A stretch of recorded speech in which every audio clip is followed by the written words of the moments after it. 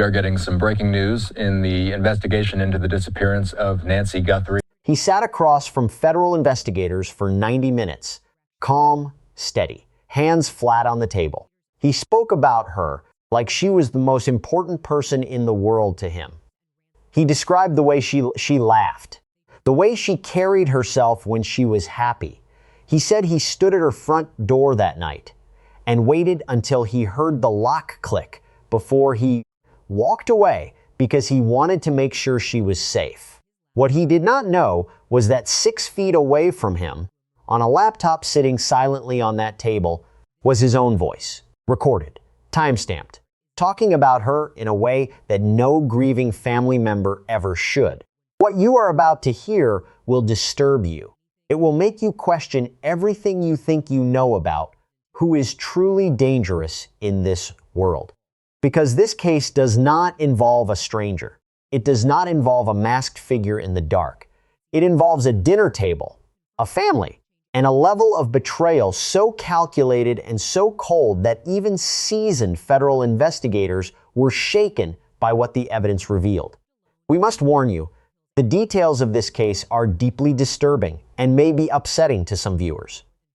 Viewer discretion is strongly advised. If you are new here, welcome to Cold Case News Nation. Hit that subscribe button right now, turn on all notifications so you never miss a single update, and drop a like, share this with someone who needs to hear it, and tell us in the comments where in the world you are watching from tonight. Now, let us get into it. Her name is Nancy Guthrie. She is 84 years old. She has lived in the Catalina foothills neighborhood of Tucson, Arizona for over 5 decades. That is not just an address. That is a life built in one place, one community, one home she knew better than anywhere else on earth.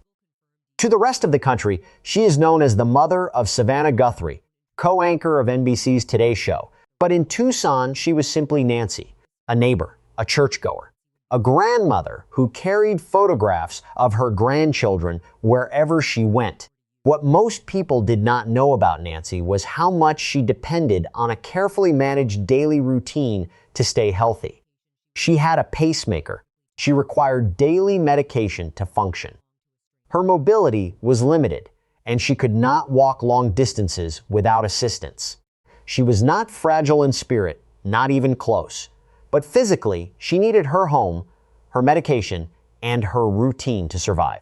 On the evening of January 31st, 2026, Nancy did something completely ordinary. She had dinner with family in the Catalina foothills. By all accounts, it was a warm, unremarkable evening. She returned home afterward, went inside, and the night went quiet. Then the data tells a different story. In the early hours of February 1st, motion was detected at her property, and at exactly 2:28 in the morning, something happened that investigators would later describe as one of the most critical pieces of forensic evidence in the entire case. Nancy's pacemaker app disconnected from her phone, not a glitch, not a dead battery. A disconnection that only occurs when a pacemaker moves beyond the signal range of the paired device. At 2:28 a.m., Nancy Guthrie was no longer inside her home. The morning passed without alarm at first. But when Nancy failed to appear for church, a friend reached out to the family. Relatives arrived at the property before noon. The door, the silence. Something was wrong. They contacted the Pima County Sheriff's Department, and deputies arrived at 12:15 p.m. on February 1st, 2026. What they found confirmed what the family already feared. Nancy was gone. And the circumstances, in the words of first responders, were deeply concerning. Subscribe right now and turn on all notifications, because what investigators found when they walked through that property changes everything about how this case began. When Pima County Sheriff Chris Nanos stepped in front of cameras in the days following Nancy's disappearance, he did not hedge. He did not use careful language designed to leave room for other explanations. He looked directly into those cameras and said what the evidence was already telling his investigators. "I believe she was abducted." That single statement shifted everything. This was no longer a welfare check. It was no longer a missing persons report filed by a worried family. It was an abduction investigation, and what the scene had already given them was enough to say so publicly. When forensic teams processed Nancy's property, they found blood. Not inside, where it could have been explained away by a fall or a medical episode. They found it on the porch and along the exterior pathway leading away from her front door. DNA testing confirmed it was Nancy's.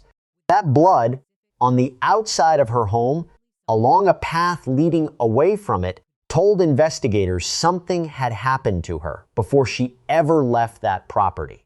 Then came the footage. Nancy's home had a doorbell camera, and in the early hours of February 1st, that camera captured something.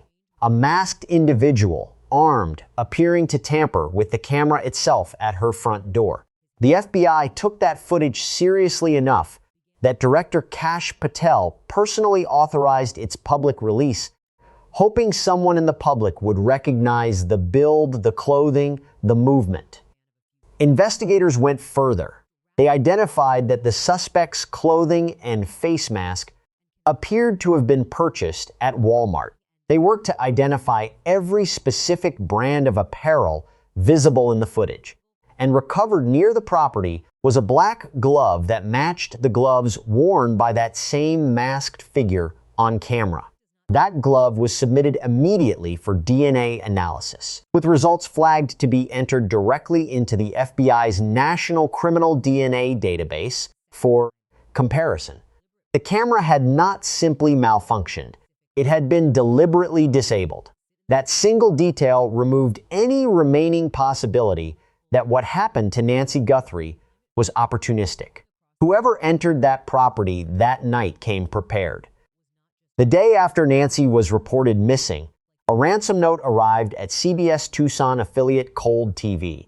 It demanded payment in Bitcoin and included two specific deadlines, February 5th and February 9th. Authorities took it seriously and began analyzing it. But that was not the only note that surfaced. A Southern California man sent a separate fraudulent ransom demand via text message on February 4th, attempting to exploit the case for financial gain. He was identified, arrested, and charged federally. That thread closed quickly. What did not close was the broader investigation.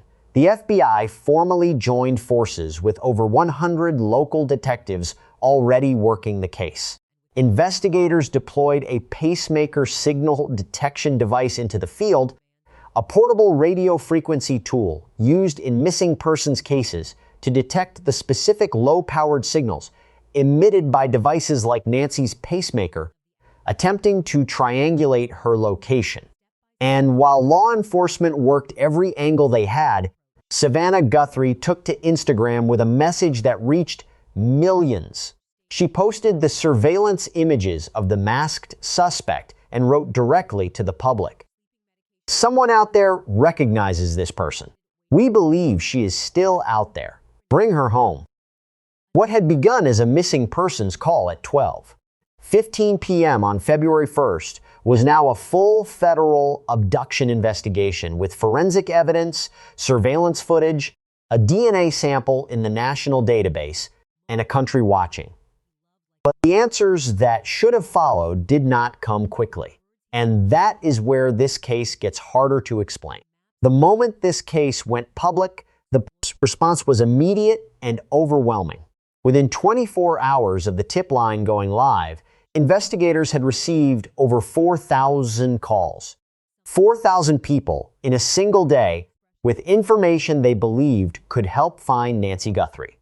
That number alone tells you how quickly this case captured the attention of an entire country. Every call had to be logged, vetted, and cross-referenced. Every lead had to be chased down. And behind each one was the possibility, however slim, that someone out there actually knew something. The money on the table grew fast. The FBI doubled its standing reward to $100. 000 for any tip leading to Nancy's location, or to the arrest and conviction of anyone involved in her disappearance. The Guthrie family did not stop there. They separately put up $1 million of their own. $1 million sitting unclaimed, waiting for a single person with the right information to come forward.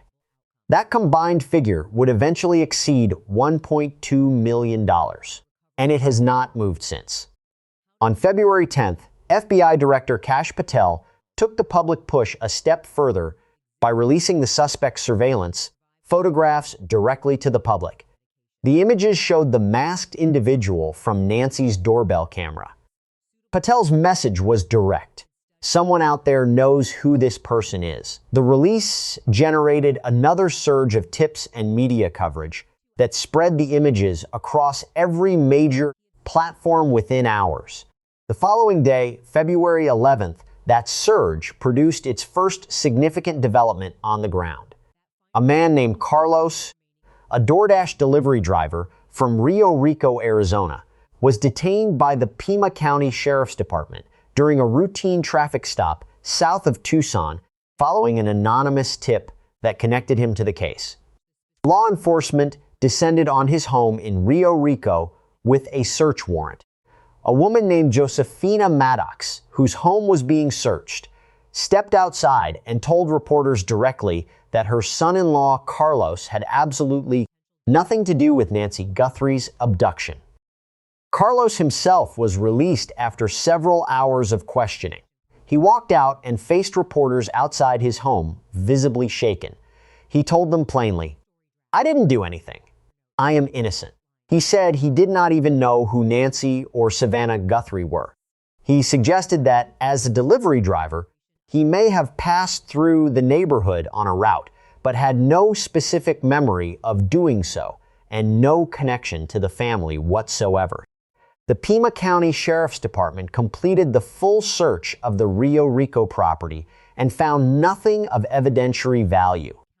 2 days later, on February 13th, Sheriff Chris Nanos addressed one of the most pressing public questions surrounding the case. He confirmed on record that all Guthrie family members and their spouses had been fully investigated and completely cleared as suspects. That question was answered, documented, and closed. Investigators were not standing still on the physical evidence front either. A late model gray Range Rover was pulled in for processing by FBI agents and PCSD deputies at a Culver's restaurant in Tucson, examined as part of the broader evidence collection effort. And in the forensic laboratories, scientists had introduced genetic genealogy testing to work through the unidentified DNA samples recovered from the scene, the same technology that has cracked cold cases across the country by building family trees from unknown DNA profiles and working backward to a suspect. But clearing the family and releasing Carlos did not bring investigators closer to an answer. It only deepened the silence. March arrived and the investigation did not slow down. It expanded. Investigators worked through thousands of hours of recorded footage, pulling video from traffic cameras, residential Ring doorbells, and private security systems installed on properties across the Catalina foothills area. Every vehicle, every timestamp, every frame of movement captured in the hours surrounding Nancy's disappearance was reviewed, cross-referenced, and analyzed. Detectives were not looking for something obvious. They were looking for anything that did not fit. A car that appeared twice on a route with no reason to. A figure moving at an hour when no one should have been moving. After thousands of hours of that work, spanning March, April, and into May 2026, no suspect emerged from the footage. The investigation did not stay within Arizona's borders. Anonymous tips began pointing south, across the border into northern Mexico. The possibility that Nancy had been moved out of the country was taken seriously enough to warrant a cross-border expansion of the search. Investigators coordinated with authorities on both sides of the border, following the trail wherever the tips directed them. Then, in June 2026, One of those tips became specific enough to mobilize a full ground search. An anonymous source claimed that Nancy Guthrie had been buried in an unmarked grave located approximately 70 miles from her Tucson home. Investigators responded and conducted a thorough search of the area indicated. They found nothing. No grave, no evidence, no answers. Around the same time, on May 29, 2026, a kidnapping incident occurred approximately 7 miles from Nancy's home in Pima County. A woman named Coral Michelle Smith, 40, was named as a suspect in connection with that kidnapping and aggravated assault with a deadly weapon case. Given the proximity to Nancy's neighborhood, the public and media immediately questioned whether there was a connection.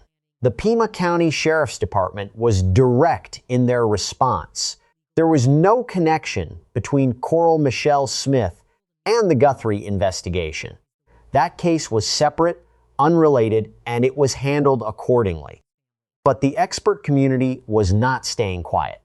Forensic veteran Barbara Butcher stepped forward publicly with her assessment, theorizing that whoever took Nancy Guthrie was likely someone who had knowledge of the family's wealth, suggesting the abduction may have been motivated by financial calculation rather than random opportunity.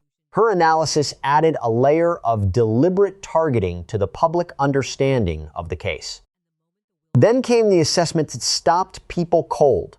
Retired Modesto Police Department Detective John Buller reviewed the available crime scene evidence and delivered a conclusion that the family and public had feared but not yet heard, stated so plainly by a credentialed professional. Given Nancy's age, her dependence on a pacemaker, her requirement for daily medication, and the blood that had been recovered at the scene, Buller stated directly that he did not believe Nancy Guthrie survived her abduction. He noted that the physical stress of the event alone on an 84-year-old woman with existing cardiac conditions and no access to her medication made survival increasingly unlikely with every passing week.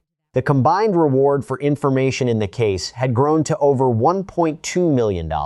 It remained entirely unclaimed. No abduction suspect had been publicly named. No arrest had been made in connection with her disappearance.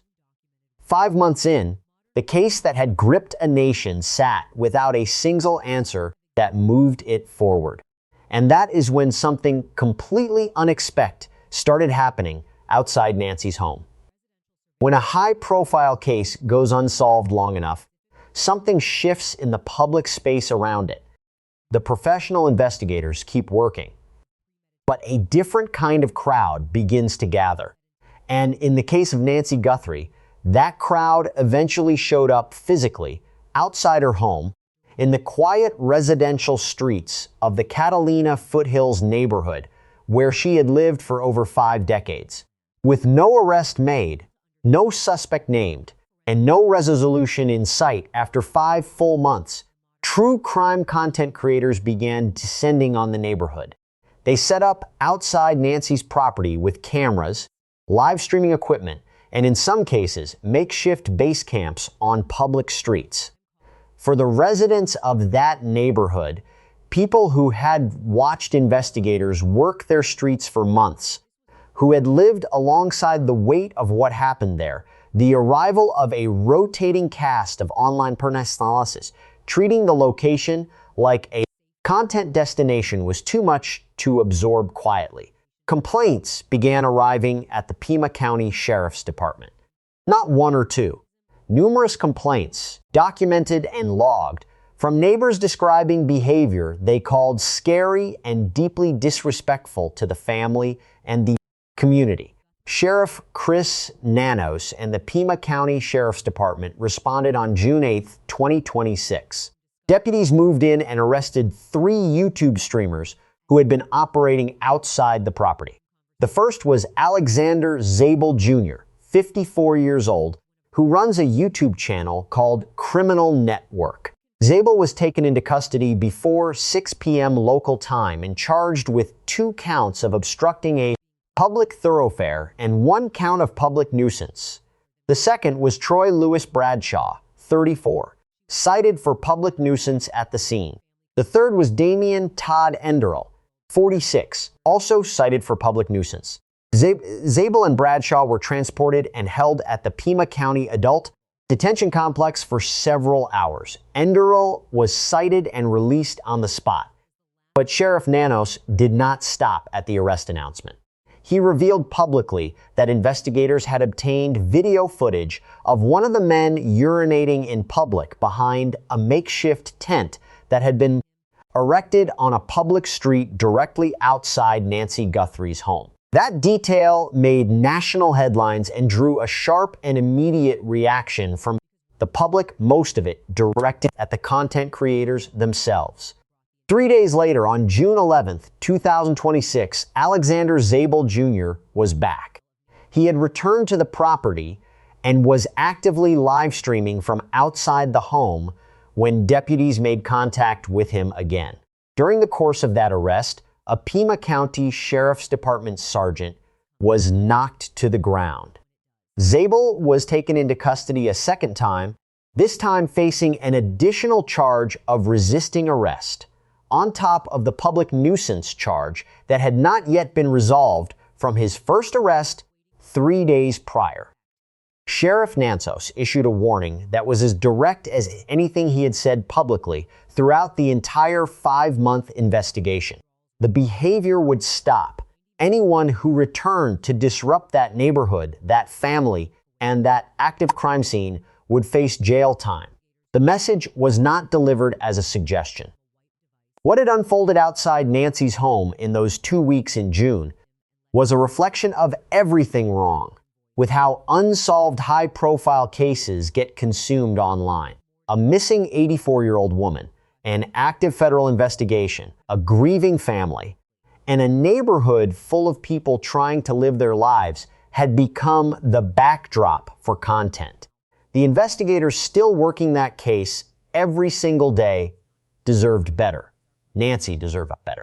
If you are just finding this case now, subscribe and hit that notification bell immediately. This investigation is still active, new developments are still surfacing, and every single update will be covered on this channel the moment it breaks. You do not want to miss what is still coming. As of June 2026, Nancy Guthrie has been missing for more than 5 months. There is no arrest. There is no named suspect. There is no confirmed location. And for a family that has spent every one of those days waiting for a phone call that has not come, that silence carries a weight that no outside observer can fully measure. But the case is not cold, and the evidence has not disappeared. The masked individual captured on Nancy's doorbell camera in the early hours of February 1st has never been identified. That person, armed, deliberate, captured mid-action on footage that has been seen by millions of people across the country, remains unknown. Law enforcement has studied every visible detail of that image, the clothing, the build, the movement, and still, no name has been attached to that figure. The black glove recovered near the property, the one that matched what the suspect was wearing in that footage, was submitted for DNA analysis and entered into the FBI's National Criminal Database. That comparison process takes time. It requires a match to exist in the system before it can produce a result. As of the latest confirmed updates, that match has not been found. But the database does not stop working. Every new profile entered into that system is a new opportunity for that glove to find its answer. The ransom note received by Cold TV on February 2nd contained specific details about Nancy's clothing on the night she disappeared. Details that were not public at the time the note arrived. That level of specificity has never been fully explained or publicly sourced. It remains one of the most unresolved threads in the entire investigation. And then there is the pacemaker. The signal that disconnected at 2:28 in the morning. Investigators deployed detection equipment in the field to try to locate that signal. It has not been found. Whatever happened to Nancy in those hours after that signal went dark remains the central unanswered question of this entire case. The combined reward stands at over $1.2 million, unclaimed. The FBI and the Pima County Sheriff's Department have both confirmed the investigation remains fully active. Tips are still being processed. Footage is still being reviewed. Cross-border leads are still being pursued. Genetic genealogy work on the unidentified DNA samples continues in the laboratory. Nancy Guthrie was a woman who showed up for church every week without fail. She carried photographs of her grandchildren in her purse. She had built her entire life in one neighborhood, one community, one home over more than 5 decades. She was not someone the world knew by name until she disappeared. And the cruelty of that is not lost on anyone who has followed this case from the beginning. Savannah Guthrie has not gone quiet. She has continued to speak publicly about her mother, pushing the story back into the national conversation every time it threatens to fade. She has refused to let Nancy become a statistic or a file number. And that refusal matters because cases like this survive public attention. They move forward when people keep asking questions. There is a person out there who knows what happened on the night of February 1st, 2026 in the Catalina Foothills neighborhood of Tucson, Arizona. There is a person who knows where Nancy Guthrie is, and there is $1, $2 million waiting for whoever decides that information is worth coming forward with. This case is not over. The investigation is active. The evidence is still being worked. And when the next development breaks in the disappearance of Nancy Guthrie, this channel will be the first place you hear it. Subscribe right now, hit the notification bell, turn on every alert. Because the answer to where Nancy Guthrie is has not surfaced yet. But it will, and when it does, you need to be here.